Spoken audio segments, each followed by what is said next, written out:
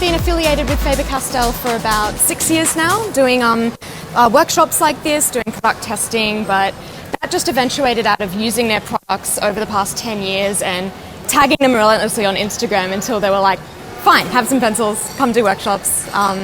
They're a beautiful global brand, as I'm sure you're already familiar with. So today we're just going to be delving into 4 of my favourite products of theirs in a mixed media setting on paper.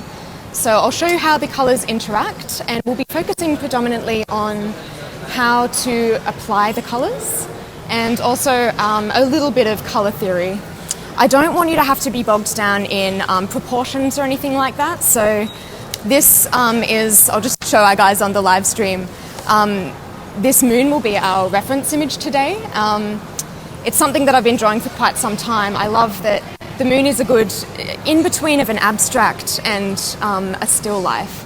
So it's kind of difficult to get it wrong, but it gives us an opportunity to play with all of these colours and media and just have fun and see how mixed media can really enhance your own practice moving forward. I might preface this by saying anytime I suggest a colour, you don't need to use the exact one. You can be drawn to whatever else is in the palette. Just go towards, whatever you see fit. There's no right or wrong. We're really just limited a little bit by how dry the paper is mainly. Other than that, it's completely up to your own imagination, and we're just going to dive straight in. So first of all, we'll go through what's on the table in front of you. Today we'll be using, I did ask for toned tan, so you guys are getting Strathmore toned tan here in the real workshop, but if you're watching online, any kind of coloured or toned paper will be fine. I particularly like Strathmore toned tan because it's a perfect in-between of shadow and highlight. So when we use our colours, they sit nicely in between and give us an opportunity to make the image pop off the page. So I've been a devotee of Strathmore for years. This is the new mixed media palettes that they use. It's actually my artwork on the front. And I don't push the paper because my art's on the front. My art's on the front because I loved the paper so much. They invited me to come and do that for them. So we'll be going through 4 media, both wet and dry application. And we'll be starting off with, let me just have a look. We'll be starting off with these pastels. So the Faber-Castell Pit Pastels, it's the smaller green image box. I will also note, and anyone watching from home as well, make sure you have a couple of bits of paper ready because we might want to test out the colours and how they apply themselves onto the page as we go, and use a bit of spare paper as like a scrap palette. So the pastels are really great, richly pigmented dry chalk pastels. So I'll just put my mic back in place. And they're going to be really terrific to use both as a base blocking colour and as a detail that we lay on the very top. Can you guys hear me okay? I need to project a little bit. Yeah, so for people on the live stream, it's quite an open area with bad acoustics, I would say. So we'll be using the pastels. We'll also be using Faber-Castell's Polychromos pencils. So these are the round pencils in the, what colour tin is that? In that orange tin. These are a beautiful oil-based colour pencil. Probably my favourite of everything in the range. It's something that I use every day in my practice. They're water insoluble, but you can actually dissolve them using like a linseed oil and a paintbrush. Stunning, rich colours, and we'll be using those hopefully more towards the end of the workshop, if we have time. As I said, 90 minutes. It's gonna go so fast, so we'll see what we can pack in. These, I think they're hexagonal-based Old-Book Dura watercolours. We'll be using these Old-Book Dura watercolour pencils at the beginning, so keep them handy. So the Old-Book Duras are an incredibly pigmented, very water-soluble pencil. Actually, with these ones, it's great to have a bit of a play first, just to see how they go down on the page. I'm just going to grab a couple of quick colours just to show you.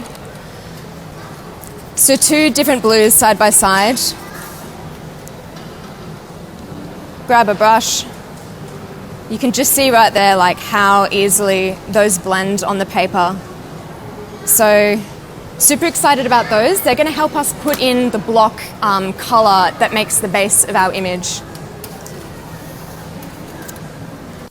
And the last product that I'll be showing you today are these really beautiful Pitt artist pens.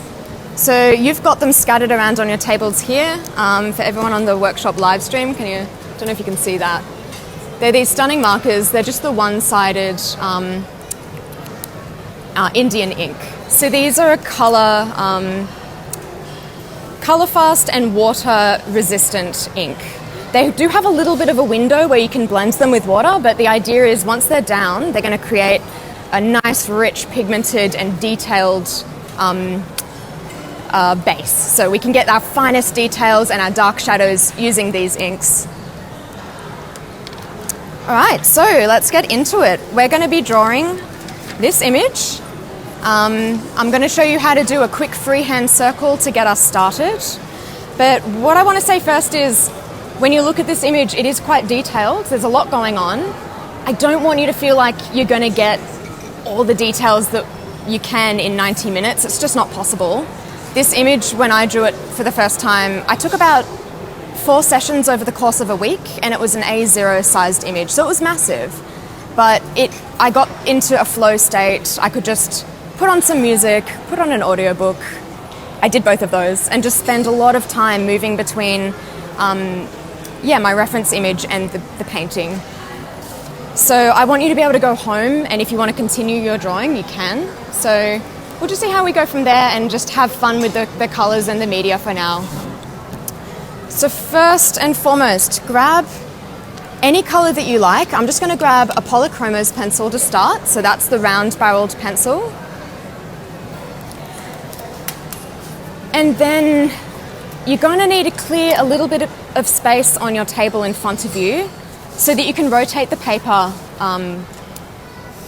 entirely without knocking anything over, especially your water. Like, be mindful of the water that's there. Might have to move this massive rubber band thing.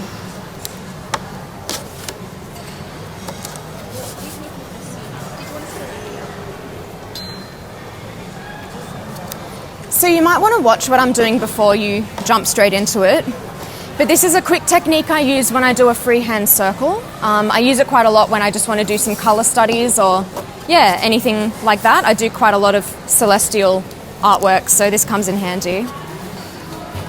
So what you want to do is find the center of the page, just roughly, doesn't need to be perfect, and using your pinky knuckle, you want to anchor down that piece of paper so that it can rotate under your knuckle.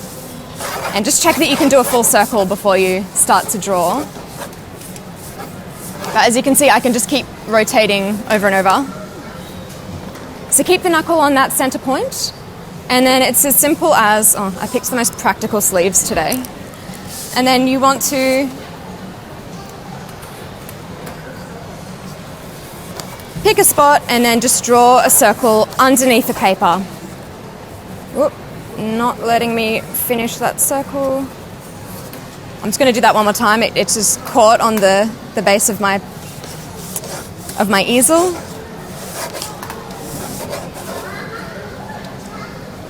So just like that, you can draw a perfect circle freehand. So make sure you keep your hand nice and secure, your drawing hand, and just move the paper underneath.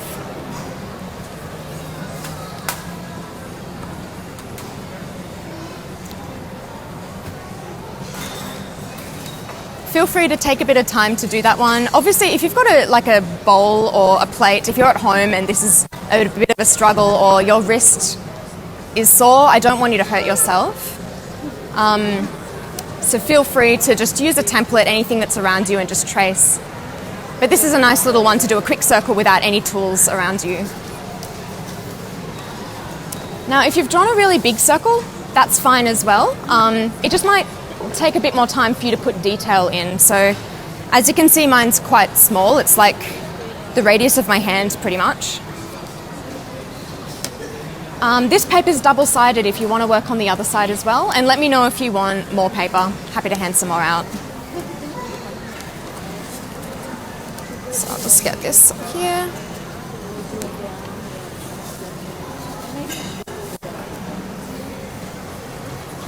Just to make sure you guys on the live stream can see everything correctly.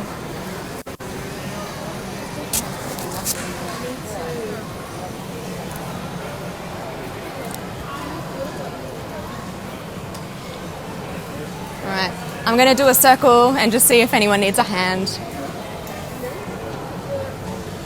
Yeah, nice. No stress as well if it's not perfect. We will use the media to sharpen up those edges as well. Yeah, perfect size. Nice hand size.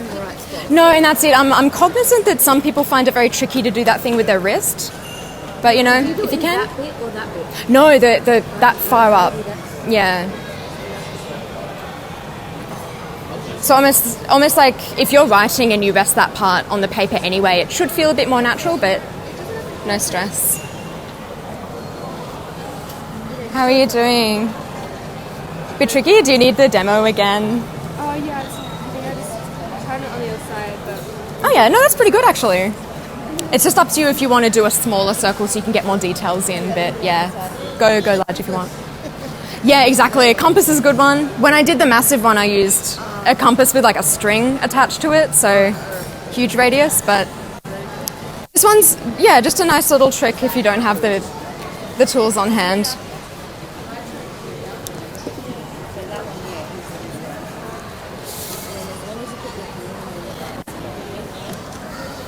Okay, all good. Explain. I can't hear. You can't hear? Yeah, no problem. I'll just go over that again. Sit here, If you want to sit closer, by all means, yeah. Yeah. And then could you tell, have you explained what's the difference between all these? We'll go into the differences. Okay. These are just a dry chalk pastel. Yeah. These are an oil-based pencil for details. Okay. And the Alberturas are the watercolors that we'll be using. And then you say you use this last? We'll use that one first. You use the pastel first? Yes, Okay, yeah. sorry. That's no problem. There's a lot of media going on, and we have a short space of time, so I'm going to show you how I would apply them, and we will kind of cycle between them as well, so no stress. No, that's all right. All right, I'm going to jump into the first part of the color application. So I normally start with highlights. So if you grab your reference image, you can see that the highlights are largely centered around this base area, or depending on what you're looking at, top area.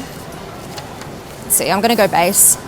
So this section here, there's a little bit up here, and where there's a bit of this like crater starburst, like quite a lot in there.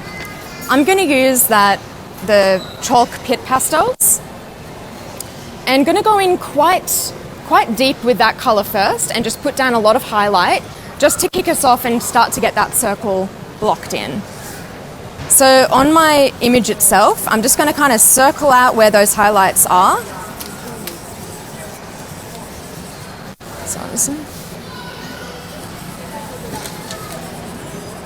And in this early phase, it's not essential. Hey guys, did you want to come join us? Yeah, no worries. Feel free to, free workshop, you can come sit down, yeah. I tend to just block in using kind of large ovals or cross-hatching, whichever's more kind of natural for your wrist to do. And nice and quick. You don't need to feel like you need to get the details right at this phase.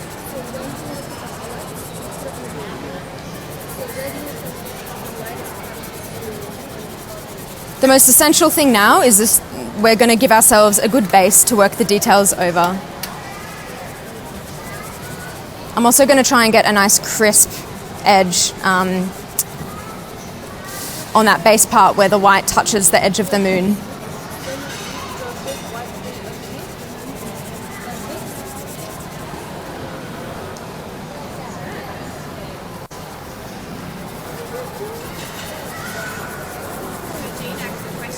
Yeah. Is an off-white an alternative for someone that doesn't have white? Oh, off-white. So the question was, is an off-white a good alternative? Yes, I would say absolutely. Basically, it's any light that's lighter than the base toned tan. So an off-white would be fine as well, and possibly look a little more natural. In fact, to show you, I've got a bit of an off-white here, so I'll use that one. Obviously, it doesn't pop out just as much. Yeah. It obviously doesn't pop out as much, but it's still going to achieve a bit of the desired effect. We're just going to block in where those whites are.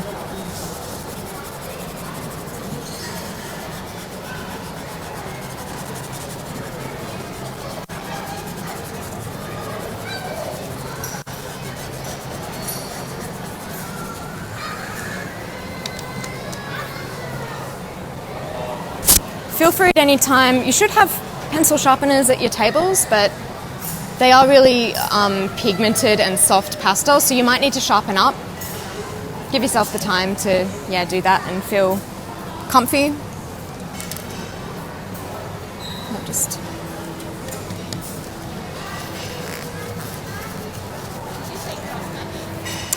whichever you're comfortable with. If you want to do crosshatch or small circles, we're just kind of going to try and get it as opaque as possible.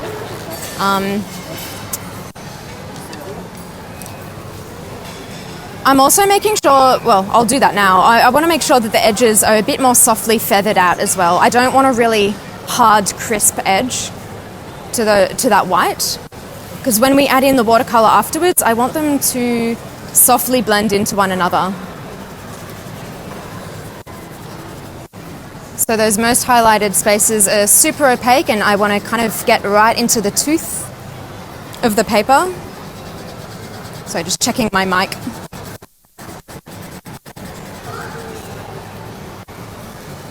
And then just going to softly work in a bit of the pastel around the edges.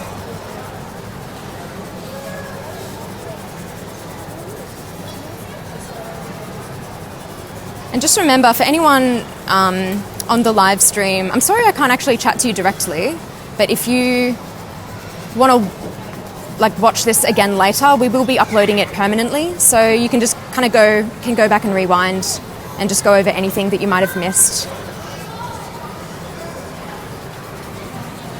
Again, I'll just do a quick circle of the room though and see how everyone's tracking. Nice. Yeah. And then you just That's it. Yep. So all I'm doing is just those three main areas where we're getting the most highlights coming through, and we'll just this space up here and those two. This one in particular down that bottom edge. Okay. We really want to get in a decent amount of white there just to start us off. Okay. Yeah, nice. And then it's crosshatch, right? Crosshatch, and make sure you go both directions to get right into the tooth of the paper and get it nice and opaque. Yeah, so that's like the granular kind of surface. Yeah, nice. I think highlights is a really good opportunity to kind of loosen up the wrists as well. Yeah, nice. So good location, make sure you get it nice and kind of dark. You can go in, we're using these ones. We're using the pastels. That's these. That's fine. I normally would start with a polychromos in my own practice, but we'll use these ones. Yeah, it'll go even darker still. There you go. No problem with that. I will find if you've put down the polychromos first, it's an oil-based pencil, so it can make a bit of a shiny, slick surface that the pastel might not go over really well. No biggie. I use all of these products and layer them over and over, so see how you go. But What's the best way to sharpen this pencil? so, I mean, any nice sharp regular sharpener is gonna work fine. But I'll just come back to the close up. The sharpeners that we use in our workshops are these kind of trio size that are designed specifically for Faber-Castell's products. So the pastels are best used in that large space there, and then they work particularly well for the polychromos.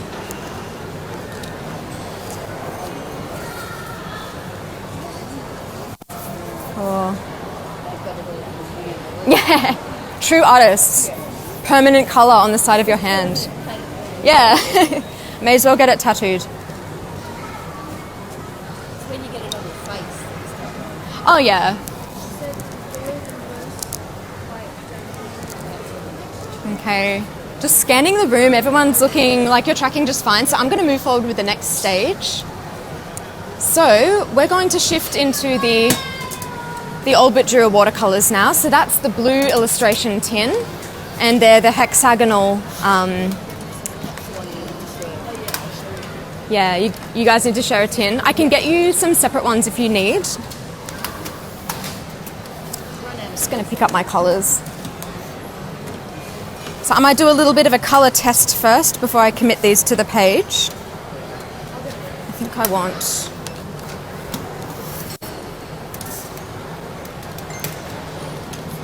I want to keep things simple and just start with 2 colors for you now. So don't stress if you don't have the exact colors at home, or if you're sharing. I mean, yeah, you can probably just use the same, just take turns. But I've taken the dark indigo, which is the darkest blue in the set, and the ultramarine. It's the darkest blue in the set, number 157. Or the darkest blue in the sets we have here. There might be a darker in the full 120. Darkest blue? Miss. Oh, is it missing from yours? Yeah. Okay, that's all good. You can, let me just grab it from this set over here. Yeah. Missing from that one as well. Sneaky, sneaky people in the first workshop.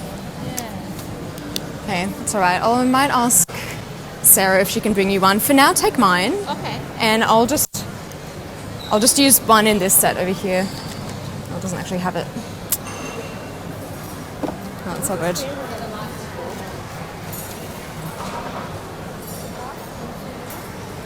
You guys, no one has an extra? Yeah, no, it's just a black.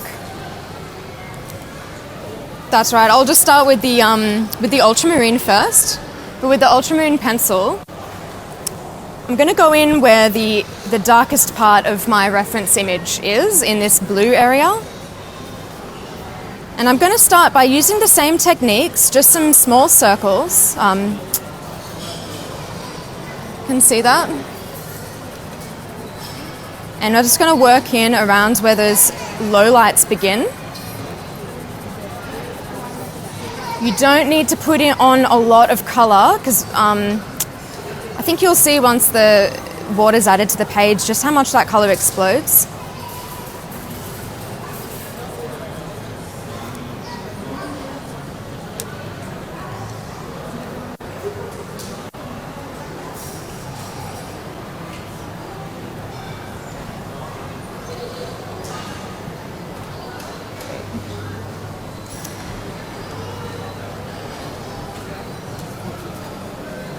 Great.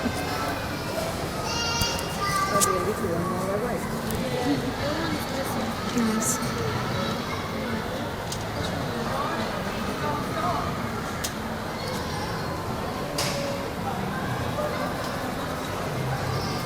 Great. Hey Sarah. Hey Sarah. Just missing a couple of the dark indigos from these sets. We're missing a few of the dark indigos from the sets, so is there any way we can just grab some in this store and replace? Apertures? Yeah, the Old But Duras. Just that, it's that darkest blue. Oh great. If we could just grab a few more just to replenish those who are missing them. They're the blue tins.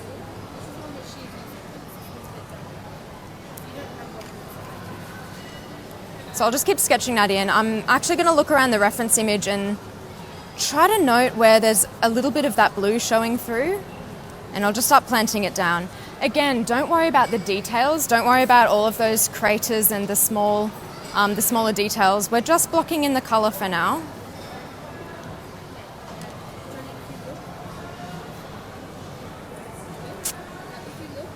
Yeah, just to demonstrate, would I be able to grab that indigo from you? And I'll bring it back. We're just going to source some more.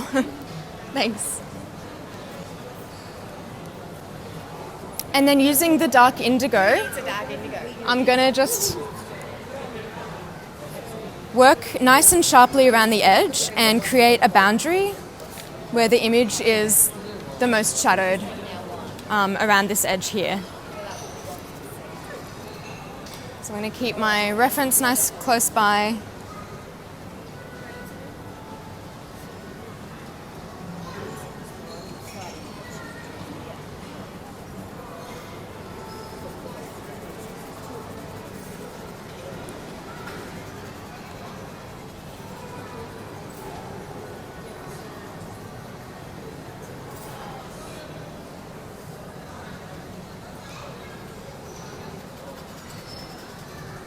Okay, so just like that, we're just blocking in the color. Doesn't need to be super precise. But just keep an eye on the reference image and just roughly make sure you're putting the color where those like patches of shadow are. And I will get a little more opaque towards the edge so that when I add the water, it's going to create a lovely, almost gouache-like opacity. Because I think to make this image really pop off the page, you want a super sharp, defined edge. So once we've got that down, it'll just stay there for the rest of the drawing, and yeah, we'll just be working with the boundaries of that nice sharp edge. Okay. I'm pretty happy with that, so I'll leave it as is. Okay, I'm gonna keep that one. Yeah, good. I think people from the first workshop might have taken them home to finish. So,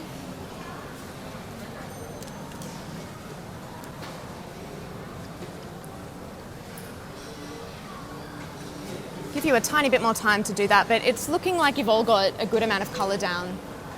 So we're just about ready to start putting water on the first part. So, the brush that I'm using, and I guess it's not essential that you use this exact one, I'm using a filbert tip brush. So I don't know that you can really see that. The filbert tip has almost like a lamb's tongue, soft, round edge to it. The reason I love using this particular brush is that not only can it do large swathes of colour, at an angle you can get a really crisp edge using that tapered point. So I'm just going to use just dripped a bit of water. Not a disaster. Okay. So I'll see how I go. Normally I would work on a flat surface, not an angled easel like this. You don't want to overload the brush with water. You just want it to be a little bit saturated. If you kind of run your hand along and a drip comes off, you want to kind of remove that. So best to have some tissues or kitchen paper handy.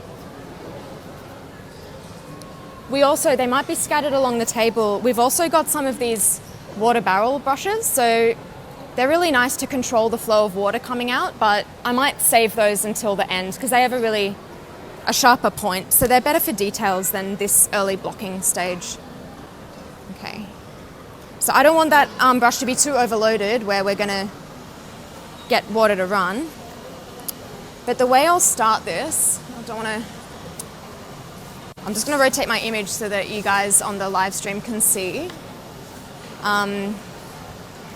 Use the natural curvature of your wrist to your advantage here. I mean, we're doing a circle, so by all means, just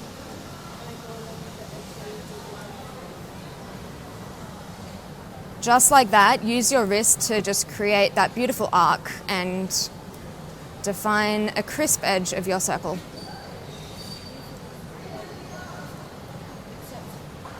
So, I didn't use a lot of water, but what I'm going to do, I'll just rotate my reference so that it's the same. I'm going to clean off the brush so it's fresh water before I kind of really touch the other blue. And like that, I'm going to try and mottle in that color and start to blend them together and sort of blend into the white, but don't cover your white entirely, because once that white's covered, it's a little bit of a trick to get it back. So what we want to achieve is kind of this marbly, soft, dewy effect where you've got the gradient from the dark through to the highlight. I think if you're familiar with watercolor already, you'll already know how unforgiving it can be. Like, I truly marvel at masters of watercolor because it's a really tricky one to master. Once you've covered that negative space, you can't get it back. Unlike oil paints or acrylics, you can kind of cover up your mistakes. So what I'm doing at the same time is that pigment, as you'll see, it absorbs into the brush really easily, so you can kind of move it around to elsewhere on the page. I'm trying to look back at my reference and be disciplined, but sometimes your eye just gets drawn around and you want to do your own thing. But yeah, these Olbux are so pigmented, you can almost scoop up that pigment and move it around, like quite literally as though you were sculpting. So anyway, that's where I'm at.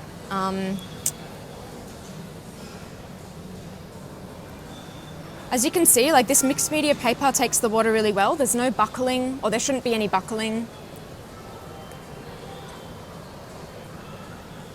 There, kind of just finish that nice sharp edge. Get it nice and crisp.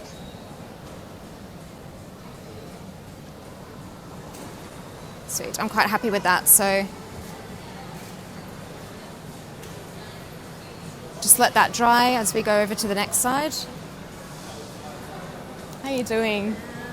Yeah, nice. So what I would suggest is get a little more water, and you can probably scoop up some of that pigment and start to feather it in over here as well. And just, yeah, really play with how malleable that pigment is. Oh, beautiful. Getting that nice gradient happening.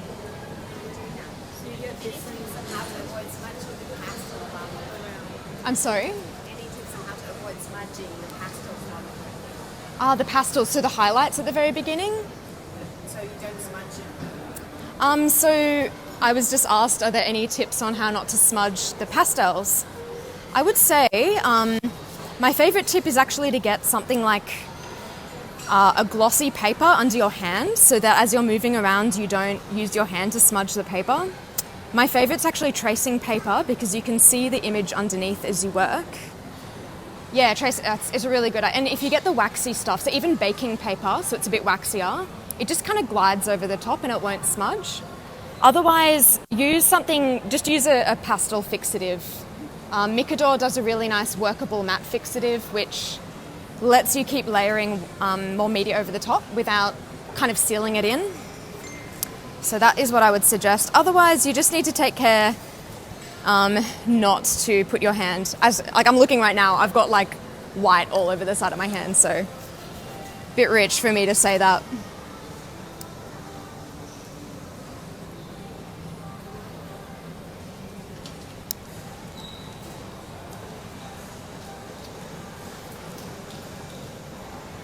Okay.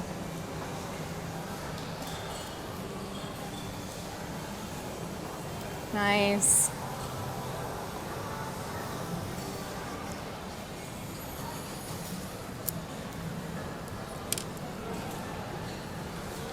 Now I'm going to keep rotating my page so that my wrist is doing its own natural movement and I'm not trying to do a curve in the wrong direction. So let's have a little look.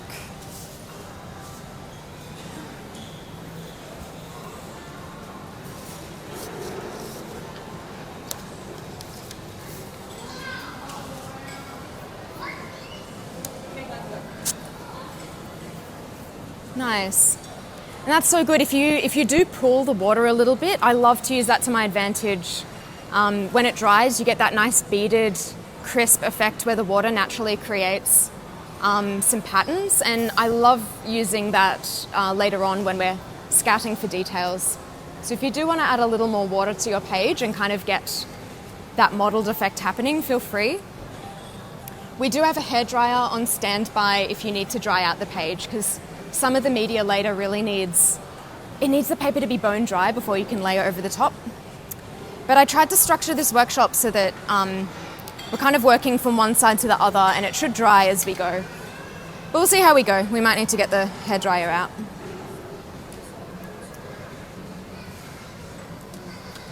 So we're going to get the next complementary color here. So in my art practice, I predominantly work with complementary colors. I typically pick some warms and some cools on the opposite sides of the spectrum, and yeah, just see how they play. Again, there's no right and wrong. You just need to kind of test what you think fits your own practice. But today I'll be picking one of these more purpley reds and browns to kind of balance that beautiful cool that we've put down on the page. So I've picked the magenta, that's number 133. It's kind of a perfect point between, I would say, brown, red, and blue. But I think with this one, I'm going to do a little test patch first. You guys hear me okay? My mic sometimes falls off. Okay, as I said, I'll just do a bit of a test over on the side and check that these are the colors I want. I think they are.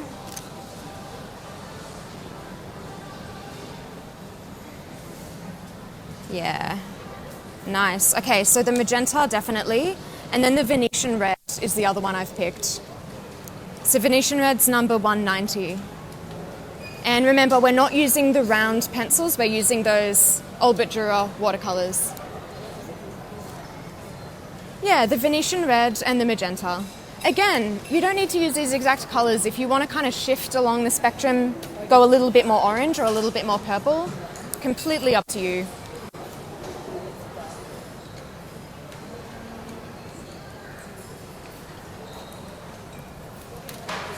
Nice.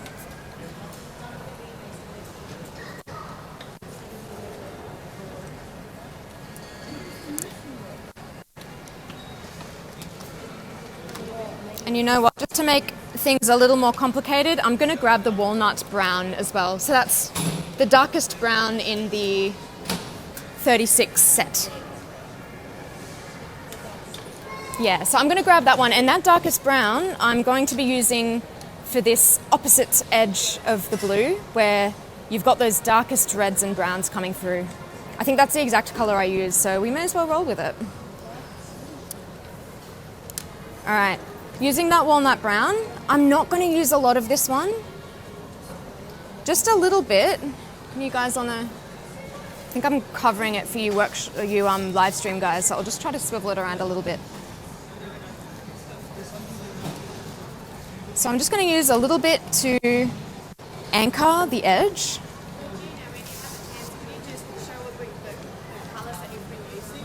Oh yeah, absolutely. So kind of recap the ones. So if anyone needed a recap of those colors that I've used, I wonder if I can put them up on the screen, if you can see them at all. Yeah, so I've used the dark indigo, which is the darkest blue that comes in the 36 set. I've used ultramarine, and I've used light ultramarine because they just go together really beautifully. And I'm just putting down a walnut brown now, which is the darkest color in the 36 set. And put aside the Venetian red and the magenta as well. Those should go together really nicely.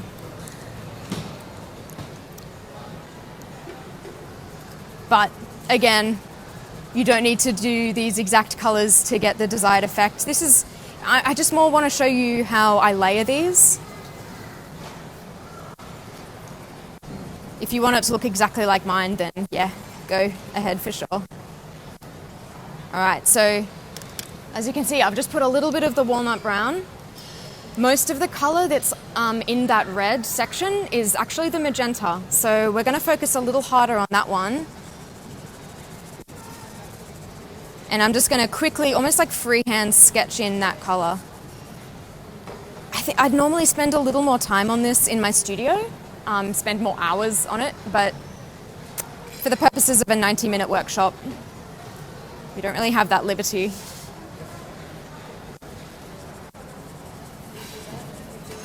Take care, yeah, I think you're all doing a great job of it already, but take care to save some of the white space.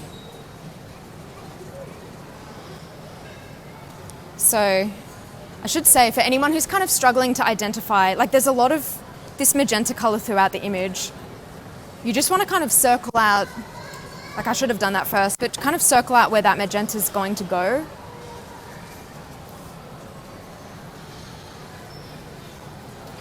Like it's quite a detailed image, but again, try to ignore those tiny little details and just look at the bigger picture. Look at those large patches of color in the background.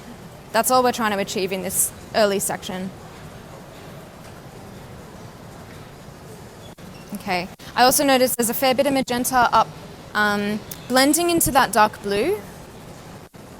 So I'm going to pop some more up there, and that'll hopefully interact nicely with the blue when we put the water together.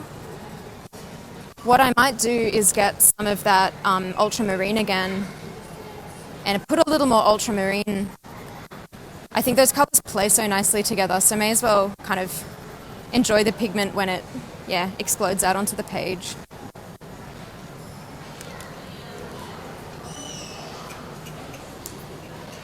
And using that Venetian red, so that lighter warm color, I'm going to kind of fill in a little bit of the gaps. So if you watch what I'm doing, I'm not putting a lot down, but just enough so that when we put the water on the magenta, it's going to have a lighter tone to kind of harmonize it. A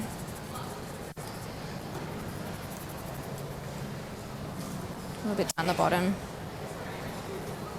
We don't want our colors to get too muddy either, so feel free to go quite light with these. You don't need to put the pigment down so it's completely opaque on the page, unless you want a really strong gouache-like paint, because these old book extruders will achieve that. They'll go really opaque if you want them to.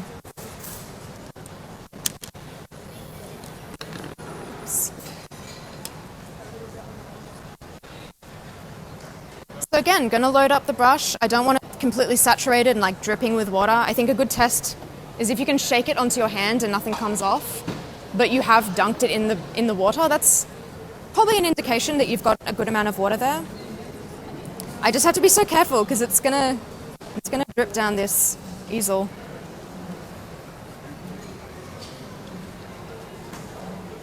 Okay, actually I think I need a little more magenta in this top section. Yeah, that's way better. Okay, so again, use the natural arc of your wrist.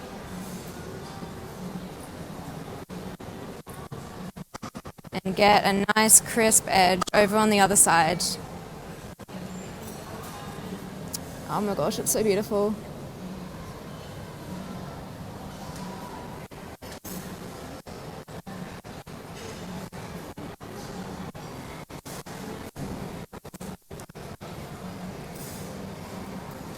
So all the while, our blue side should be drying nicely for us to layer the next media over. Okay, I'm just gonna freshen up that water.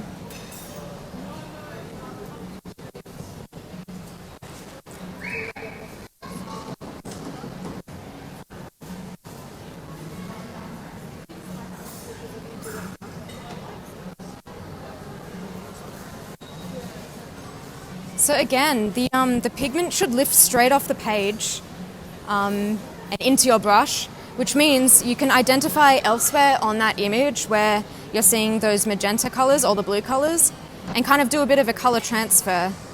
And at this point, now that we've got both our complementary colors down, you can start to funnel from those larger, bigger picture colors and start to get the next level of detail down.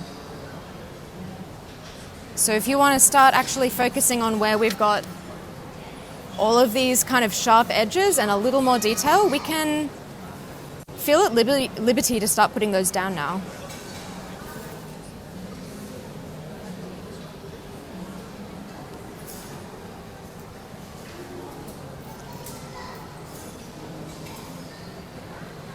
Okay. I'm going to be really careful. Might actually rotate this. Rotate it so if the color beads and drops, it'll drop across my painting and not off the edge. So when I'm putting water down, I'm kind of being quite patchy with like a really shallow angle. So I'm letting the color pool itself into some nice kind of natural shapes. I'm going to use that to our advantage later. I'm not sure if I'm making sense. I'll try to articulate that a bit better. But if you put the water down and let that bead create these sharp edges, when it dries, we can kind of trace around those and use them to our advantage because they really do look like the shadows on that original moon picture. What is the name of the brush you're using? The brush, so the brand isn't important. What's important is that it's a filbert tip brush. So let me get that in view of the camera. So the filbert tip brush is like this rounded edge. It's thin in one profile and then kind of widens out in the other. Again, I want you to use what you're comfortable with. If you paint a lot anyway and there's other shapes that you prefer, like what I might do now is I'll flick over to this. Can I see this? There you go. So this is like a more pointy, actually, I guess it's just like a pointier brush. This is a water barrel brush. Like we can achieve all this same stuff with a different shape. The filbert's just really good for doing those sharp edges and just covering a large amount of space. To be honest, I think once we get into the details, I'd use the filbert less and either go for a much smaller size brush or, full stop. I would just go to a smaller brush. So these water barrel ones will be good for you guys, and anyone at home, if you've got more detailed brushes that you're comfortable with, we'll switch over to those. Okay. I'm quite happy with how that's looking. Just notice there's a little bit more blue that I didn't yet blend. There you go.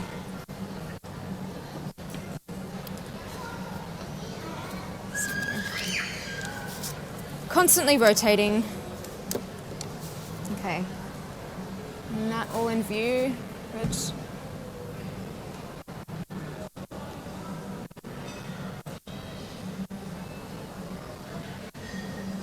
All right. I'm just thinking that the best next media. So in my practice, the benefit of mixed media is you have all these different tools at your disposal to kind of approach any challenge.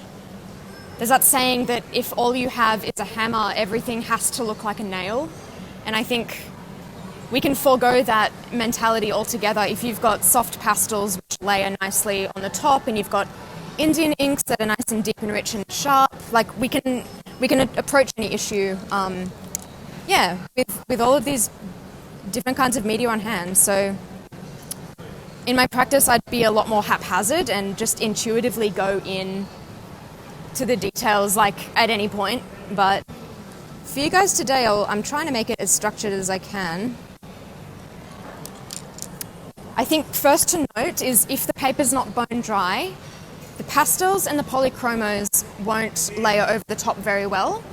So I'll just say again, we've got the hairdryer to make the page completely bone dry. But what I might do is actually flick over to these Pitt artist markers, those Indian ink markers next, because they work really nicely over wet media. They have no problems going over the page when it's still a little bit wet. So if we can put a little bit of the next level of detail with these, then we can let the paper dry kind of in the background and then go into our polys and our pastels. So, just want to check which colours you guys have at your disposal. I would say either pick any of the dark browns or reds or any of the dark blues and indigos. And if you want me to pass you any from my side, just holler at me. I'll bring one over. How are you going? Oh, nice blending. That gradient's beautiful. How are you doing? Now, do you guys have any of these in front? You've got some. Okay, inks. Is that one there? So we're just going to use these markers to crisp up the edge of our image and just let the paper dry off a little bit in the meantime. So I'm just going to grab one of the browns, one of the darker browns. In your case, you can grab the magenta. It should be fine either way. What you'll notice if you're using the Olbrich Durers is their real strength lies in the saturation of the colours, but not necessarily in the shadows and darks. The darkest colours dry quite chalky and light, but we can bring back that depth of shadow using the ink. So I'm just going to grab, what colour did I grab? I grabbed the dark sepia in my Pitt pastel set. So any dark brown or magenta. And I'm going to use that to create a super shadowed dark edge where the colour is most shadowed on the image. Feel free if you like to kind of go in over here on your kind of palette first, because these are a bit of a trickier one to use. It's quite permanent. I want you to kind of be comfortable using them before you commit anything to the page. So I'm just going to use that Indian ink to start to define the darkest edges and those minor details over on that red side. So I don't know if you can see that. Yeah, so do you guys need one of those? Yeah, doesn't need to be the exact colour. To be honest, it's just something that visually we're just enriching those shadows. So as like the curvature of the moon goes around the edge, those details get extra refined and extra dark. So we just kind of want to emulate, you know, how a sphere would actually like work.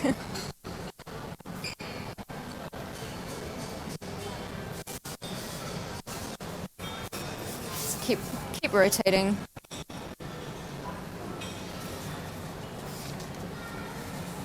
And if you're feeling brave, what I'm going to do is kind of hone in nice and close where the watercolor made that like fine edge, and just trace around it with these Indian inks and just define those. Actually, if like we'll get the camera to zoom in on this a bit later perhaps, but you can see just how many opportunities for like adding further details are in this. So every now and then I'm going to be working independently of that reference image and just going with what's here on the page. It's not entirely essential that we make it look exact. So I'm just going to kind of trace around these shadows that I've created with the water.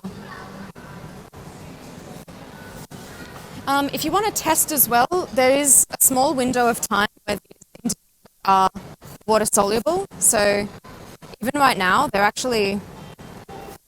blending quite nicely, so I can soften the edges a bit more. Actually, it's working really well, so I might just keep doing that. So can you see that? So if you get one of these smaller brushes, you can actually feather in the edges and get it nice and... Yeah, it's probably working extra well because the paper is a tiny bit wet under that ink.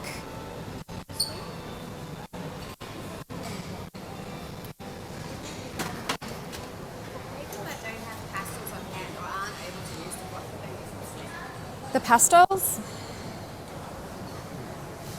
I would say that the pastels are for those blocking highlights. So if you didn't have them, you could use white Olbrich Durers instead. And the pastels are also for the final details. So I would just use these markers instead. I think if you didn't have the pastels at all, it wouldn't be disastrous to the final outcome. But yeah, I would say in that first stage where we put down the white pastel, I would have heavily gone in with a white Olbrich Durer pencil instead and just left it at that. In fact, I'll just show you. Hopefully on live stream you can see. I might just bring it up close. This is the Olbrich Dura pencil. So you can see the opacity of that white that I've put down is like, that's that here. Like that's just as opaque as that pastel went. So no troubles. The pastel's just a really nice kind of soft base that is very blendable. You can definitely achieve all of this without it. Yeah. Cool.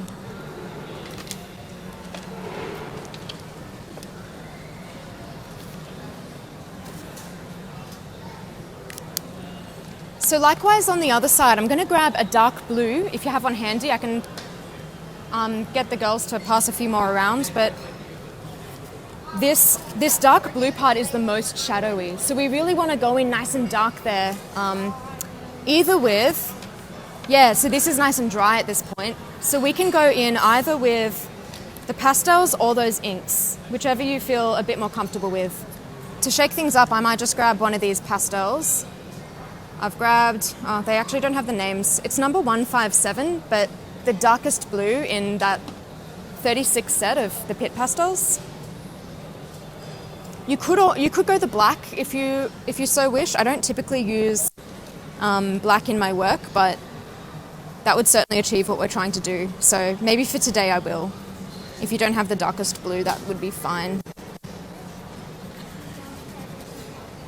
So yeah, these go nice and opaque, and so we can kind of bring back those darkest colours that we kind of lose with the Old But Dura watercolours. So let me just bring my reference back up.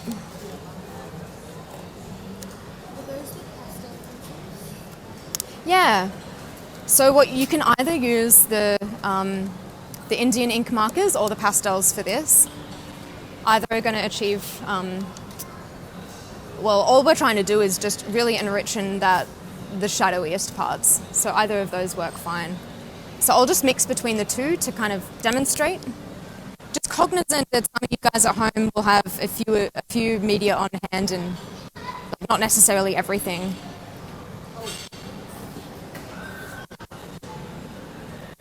So again, just working around those watercolor edges that we defined earlier and making sure that far right or whatever, whichever orientation you're looking at your reference, the darkest blue part is getting some of that shadow treatment.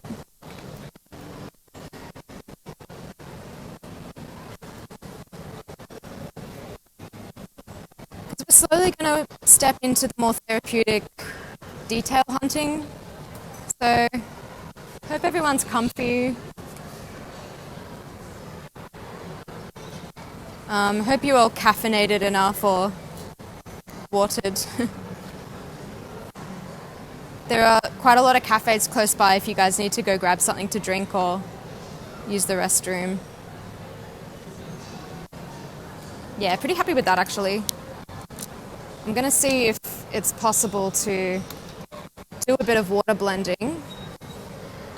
The answer is yes. So I don't like a kind of cartoonish sharpness to my edges if I can help it. So kind of using the water to blend in that ink and soften it a bit is like ideal.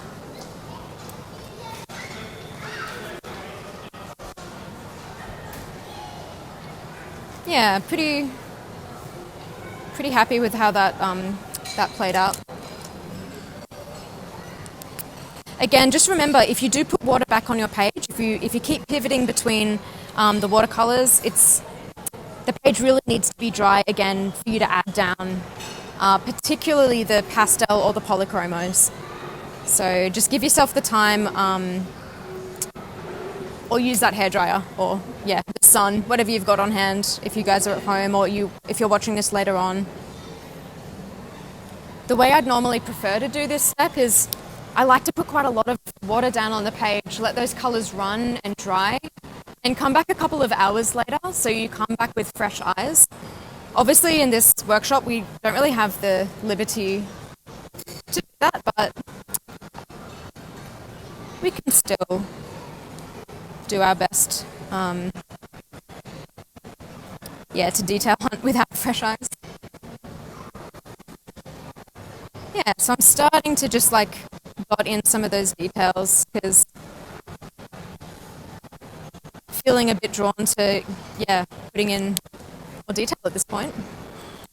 So how's that? I might use the hairdryer myself and get this nice and dry, ready for the next part. Are we going for time? Nice. About half an hour. We can run a little overtime if any of you guys want to stay back and keep detail hunting, but the time just flies. So, there's from this stage, there's two things I would really do. I could go back and kind of refine more with the watercolor pencils, and you can put down the watercolor pencil and not apply water. It's fine to just use these like as a dry application. And in fact, watercolor pencils work really nicely over slightly too, because it just softens the edge as though it were like a pen watercolor, and it still works. But I really wanted to get into the polychromos pencils because being like the absolute star of the work that I do, I just like to give them the attention they deserve. They're just so pigmented. They're really smooth and buttery to use. So yeah, let's go with this. I'm just going to grab one of the scarlet red colors. So any of these scarlet reds that are kind of in the middle of the red, rainbow. Any of those, and I'm just going to do small details in the center of the moon where we're getting those like vibrant reds in the center of the image. So there's quite a lot in this center part and kind of showing through on the edge of the blue. So if you've left enough of the lighter space on your moon, you should see that vibrancy from these oil-based pencils does actually shine, and they lay out so nicely. So I'm just doing really small circular motions. And the power in polychromos pencils is when you layer them, you can layer a lot of the color, like a lot of the pigment together before it gets like a bit too saturated to layer anymore. And important to note, once the polychromos are down, it can be hard to put the pastel over the top because you're layering a dry chalk pastel over an oil base. So what I would suggest if you want to put a bit more pastel over the top is grab a watercolor of the same color as your polychromos and just do a really light wash of watercolor over. And that watercolor is going to give you the tooth that you need again to put pastel over the top. So just going to go in circles and kind of detail hunt.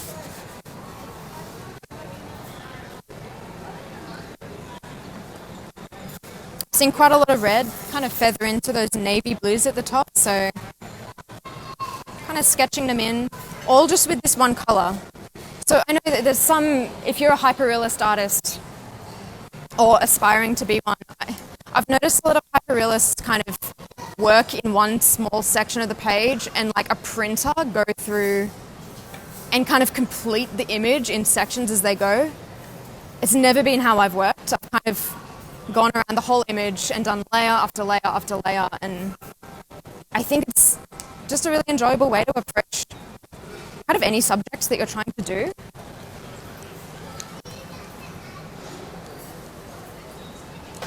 So again, I'm just going to grab my coffee and go in a circle. Nice, how are you doing? Beautiful. So, yeah, lovely. Bit of dampness to that one there. So if you want to add a bit more color, you could go for the inks, or I could get you the hairdryer and we can dry up that page. Yeah? Free to use over in this side there.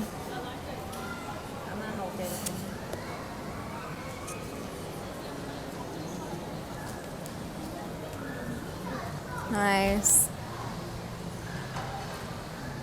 So beautiful. I won't hawk. I know some people don't mind people over their shoulder, but others are like, oh, get away.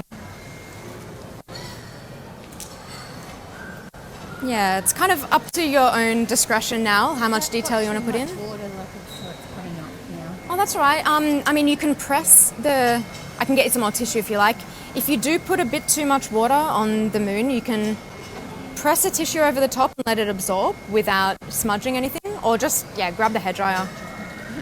Of course, if we were doing this at home, you could just go leave it in the sun for a bit and get it to dry off, but...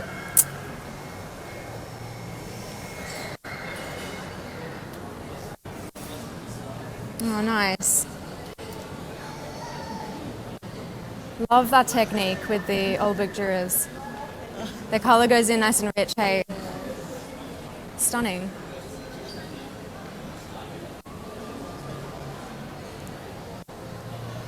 So good. Yeah, so to edges, yeah, I would use those. How would you? I can draw on your artwork if you like. Yeah, some people like, oh, stop drawing on my stuff. I know art teachers at school would like just grab and dive in. Yeah. So for anyone in the workshop, I'm just showing people how to kind of bring back some crisp edges. Yeah. I would look at this base here and be like, okay, there's a bit of highlight in there, so let's define that edge. Yeah. Remember, it doesn't need to look... I mean, you've done a really good job emulating this, actually, so this is super close. And I would just kind of trace around those highlights to define an edge. Yeah. And where's your scrap bit of kind of palette paper?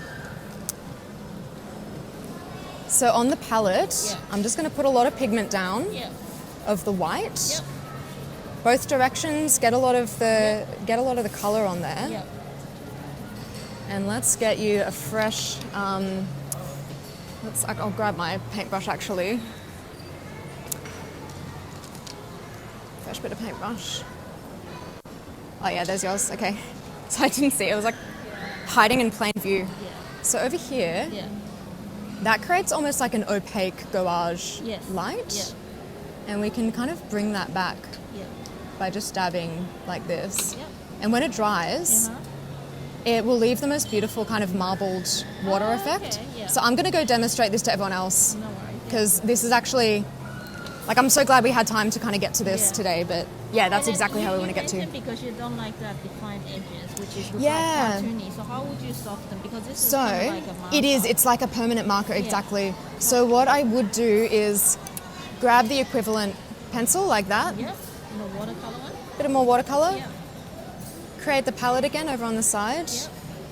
Blend. And feather it in. So kind of you're kind of masking that sharp edge and I mean the whole thing is a play between, like, look how beautiful that is. Like, you don't even need to touch that, and that is kind of the effect we're achieving. Yeah. Okay. Gosh, you've done really well. Well done. Oh, yeah, you have. Thank you. Now that was your one. Yeah. That was yours too, wasn't it? No worries. Sorry, I'm stealing all your things. Yeah. So I'm just going to demonstrate what I just showed our lovely participant over in the corner. So, make sure you guys can see. I'm going to grab my white Dura pencil, and anywhere that I want to kind of reclaim some highlight where I might have lost it, go in like a deep crosshatch and create a little white palette off to the side. I'm kind of working in the color really hard in both directions to create like a little white palette off to the side. Now, essential that you make sure your brush is completely clean of any previous pigment, so give it a good swish. And really important here that you don't use much water at all, because you want to create this like super thick, opaque, like gouache. So, in fact, actually there's a bit there. I need a little bit more even. So, you want the ratio of water to pigment to be really low, high, whichever. You just want it to be quite dry. So let's do that. So say I want to reclaim some highlights, let's say over in this section here. yeah, we're just gonna kind of reclaim it by creating the palette off to the side. And that's gonna also soften any of those like sharp ink edges that you wanted to be more kind of dewy and blendy. Blendy, very scientific word.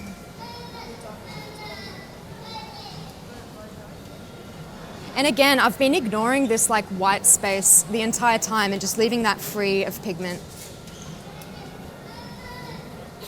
Now, I'm actually finding, because we've layered polychromos over watercolor, so the polychromos is like being sandwiched between watercolor, it's actually blending quite well. So do with that what you will. It normally is quite like a not water-soluble pigment, but yeah, we can use that to our advantage if we want.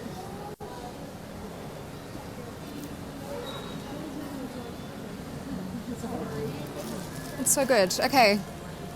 Yeah, no, that's working really nicely. So I'm gonna go in one more time with that like white palette.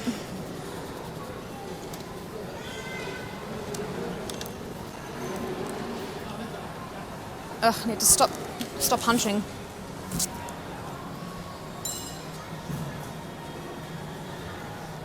All right, where else? Up here.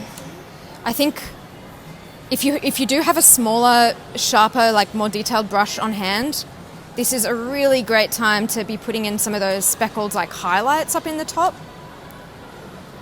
Otherwise, you can achieve that with the pastel. If it's really dry, the pastels will be probably the best opaque tool to use over the top. So I'm just going to kind of move around and bring some highlights in. Nice. How are we going for time? Nice. Have a little look. Okay. So I would feel comfortable at this point to just go fully into detail hunting, which means we can branch out into other colors that you're seeing in that reference. Like if I'm being honest, I see just about every color in there. There's oranges in the center. There's almost a greenish aqua hue over on the side. And so feel free to grab any of the media at this point. I'm going to be using a polychromos pencil. And start to feather in those other colors that you're finding. This can be a pretty therapeutic part, so if you're at home, like you can even turn the sound off if you like and just work your way around the page and add in those details.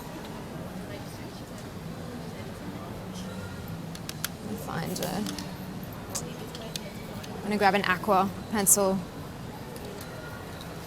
Super keen to get some of that aqua down over on this side. Yes, nice. So now that the paper's pretty dry, the polychromos is super happy to just layer over the top, which is exactly what I wanted.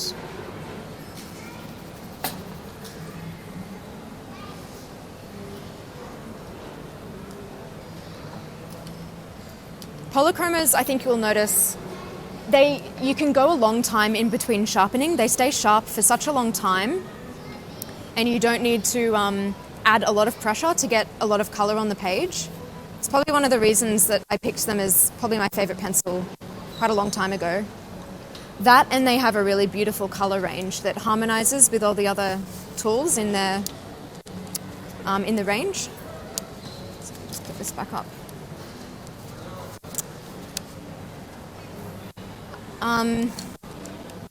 They also take a lot of pressure before breaking, so you can go in quite deep with your pressure, and that tip should take it. Like the pigments are really good. I will say though, if it's really cold, like I found my house in Brisbane, which gets pretty chilly at night time. I mean, it might have been because I dropped the pencil once, but it did split a couple of times, and I think it was purely because of how cold it was. But in summertime, they soften up a little bit more, and they're really buttery and pigmented. So, like other pencils, you know, they're susceptible to the climate that you're working in. So, any of you guys working in America or just the Northern Hemisphere generally, you might find that they're even softer than what I'm using here in Sydney today.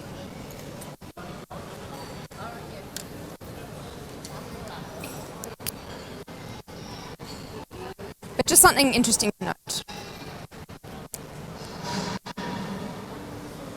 So I've just switched back to one of those Indian ink pens, and I'm just going to hone in on some of those details around the edge.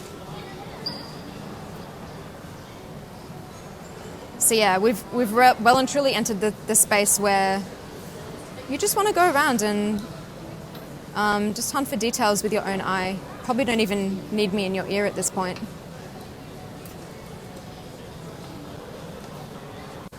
Okay. Now I kind of want to draw this white crater starburst up in the side. So there's two ways we can do that. Let me think. If your page is nice and dry, and I mean really dry, you can sharpen up your white pastel, and that's probably the nicest, easiest way to just layer over. Yeah, it's nice and sharp. So I think mine is dry enough. Yeah. I start from the outside and work into like a fine point. But that's layering over the dark blue quite nicely. So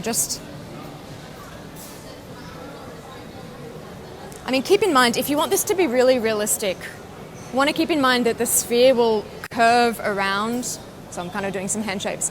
The sphere will curve around, which means this starburst should actually be kind of curving at the edges, but I mean, that's just getting into the geometry of things. If you're going for the super high realism, I'm not so fussed about it today, just wanted to show you how I would apply these.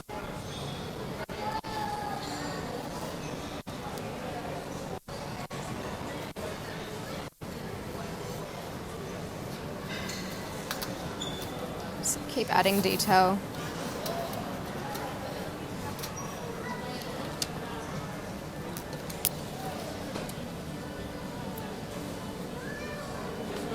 And now I'm noticing actually there's quite a bit of shadow in the center, which I've neglected up until this point.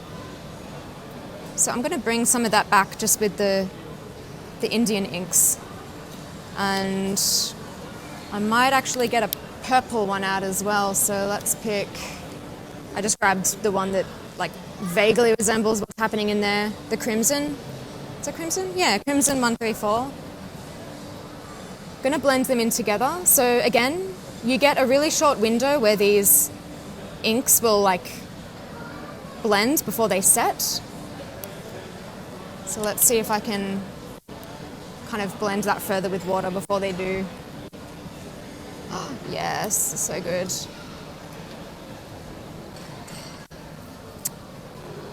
Oh, I love these. They're quite a new product if I'm not mistaken. So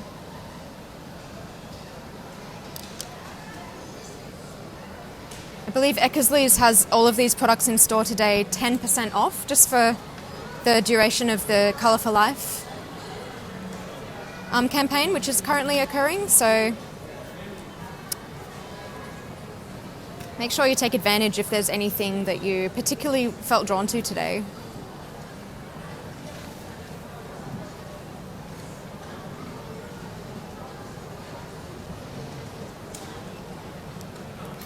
I'm actually really liking how well. Bit of a wrap up. Yeah? Okay. So how are we going for time? We must be nearly done. You got about 8 minutes to go. Debrief? Yeah? Thanks. So thank you so much for joining this workshop. I hope that you gleaned some techniques and a little bit of colour theory and how I work in my practice. Of course, I know there's so many different ways to approach art, but mixed media is really fantastic for approaching all kinds of challenges. We're just expanding the number of tools in our arsenal, really. So hopefully if you want to enter, if you're Australian based and you want to enter the Colour for Life competition currently running, might be able to implement some of these techniques into your entry. But yeah, I'm hoping that everyone can just, if not have a bit of a chill colour session with me today, just go home and take some of these techniques and implement into your own practice. But yeah, thank you so much for joining. And go back and rewatch anything that you wanted to recover. And of course, leave any comments, suggestions, Q&A stuff in the live stream thread, and we'll get back to you. I'm more than happy to answer your questions throughout the rest of the day, and I'll keep an eye on that feed. I think if it stays open the next few days, which I think it will, if you watch this after, I'll try to keep an eye on that and answer any further questions you have.